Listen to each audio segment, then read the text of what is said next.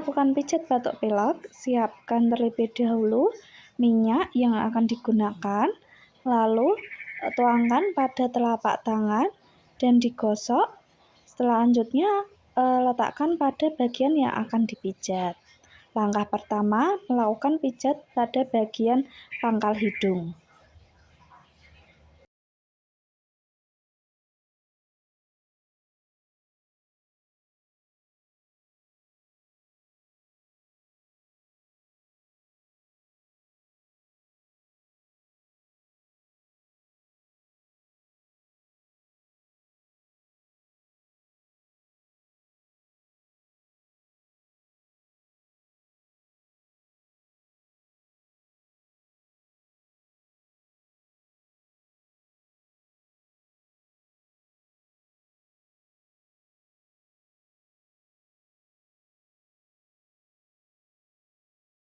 Selanjutnya, langkah yang kedua, pijatan pada dada.